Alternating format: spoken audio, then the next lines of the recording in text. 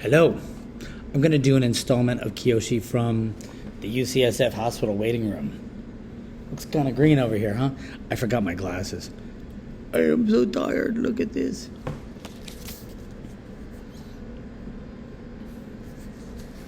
Chapter 7's long. This is the third part of it. Starts to get interesting here.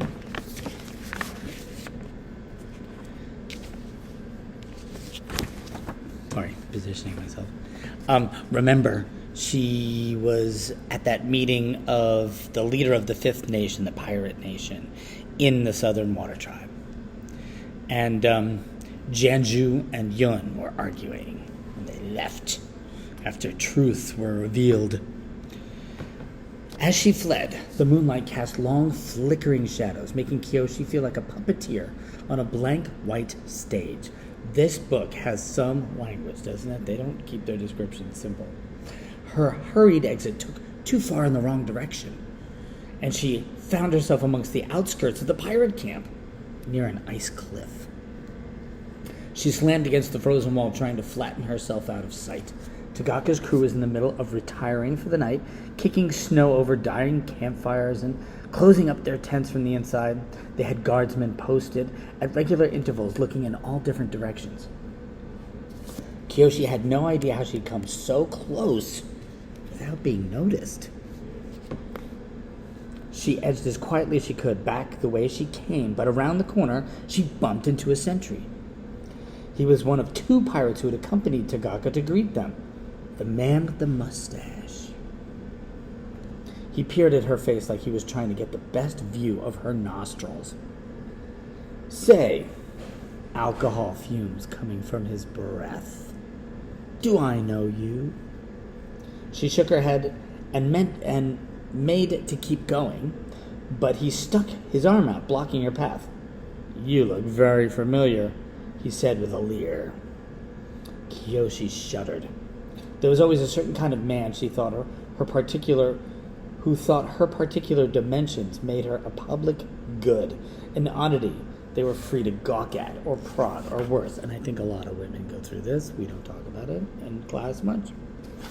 Often they assumed she should be grateful for their attention, that they have special, powerful for giving it to her. I used to be a landlubber. Did business with a group called the Flying Something Society. Or others. The leader was a woman who looked a lot like you. Pretty face like yours. Legs as long. She could have been your sister. You ever been to Chameleon Bay? Sweet thing. You ever stay under Madame Kiji's roof? The man pulled a cork out of a gourd and he took more swigs of wine. Oh, I really like that girl, he said, wiping his mouth on his sleeve. She had the most fascinating serpent tattoos around her arm. She never let me see how far they went. How about you? Got any ink you could show me? The book literally says that. Kyoshi had picked him up by the neck. With one hand, she slammed him into the cliff, the ice cliff. With one hand. His feet dangled off the ground. She squeezed him until she saw his eyes bulge. You are mistaken, she said to him. This is the first we're seeing of the burly Kyoshi. She's been like a little quiet serving person, friend of Yun. Where did this come from? Past lives. She's the avatar. Do you hear me?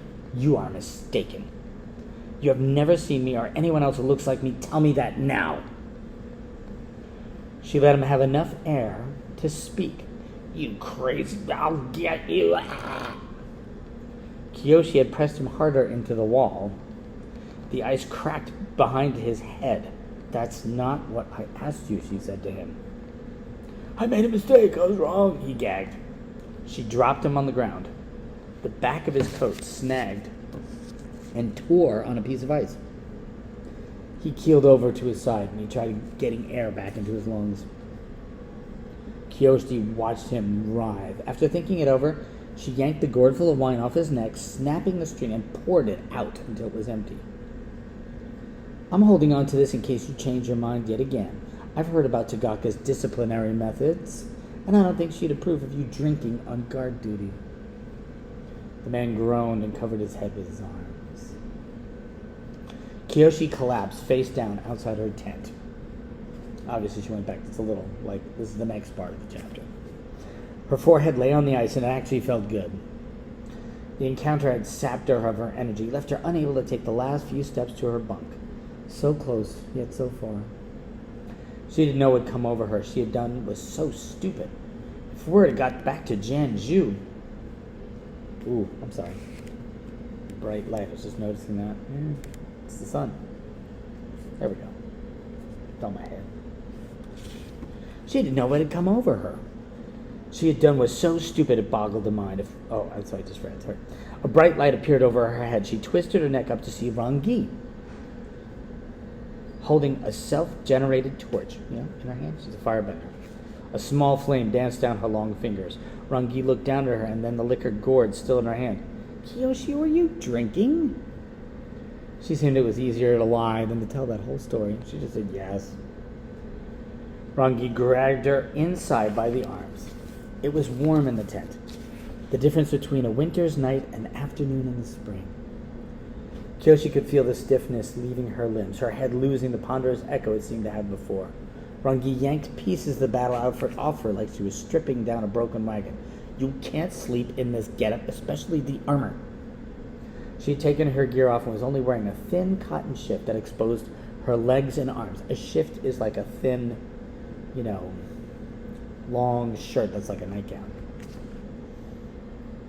She saw her streamlined figure and the solidness of her muscles. Kyoshi caught herself gawking, having never seen her friend out of uniform. It was hard to comprehend that those spiky bits of her uniform weren't an actual part of her body. The redness faded from Rangi's ears as quickly as it came.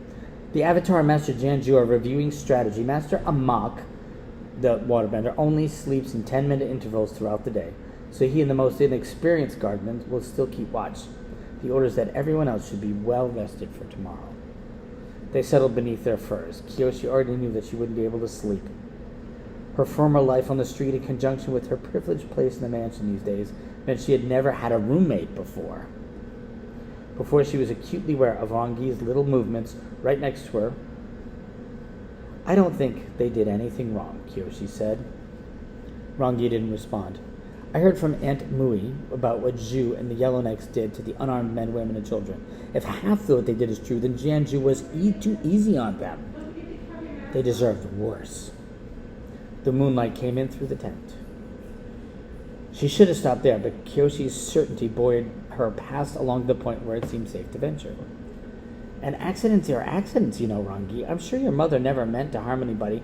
Two strong hands grabbed the lapels of her robe. Rangi yanked her over to the side and faced her square. Kyoshi, one of those opponents was her cousin, a rival candidate for being headmistress of the school. Not a pirate or an outlaw, her cousin. The school cleared her honor, but rumors followed me to school for years, people whispering around the corners that my mother was an assassin. So remember, an Agni Kai is to the death.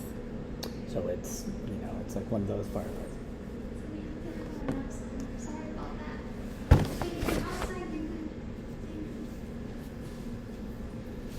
They were just reminding me I have to have a mask on. I'm going to read just a little more with a mask on. I told you I'm at the hospital.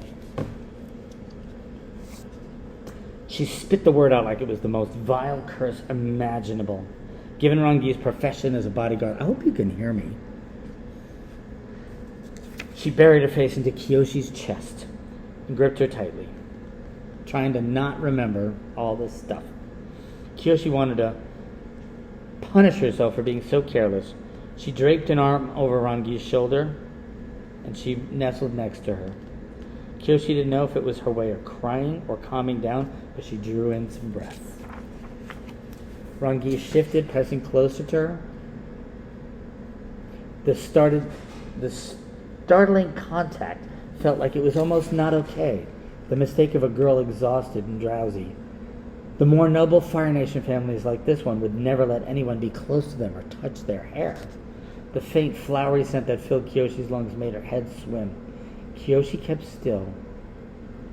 Eventually, Rangi fell into a deep sleep, radiating warmth and even a little like a glowing coal in a hearth.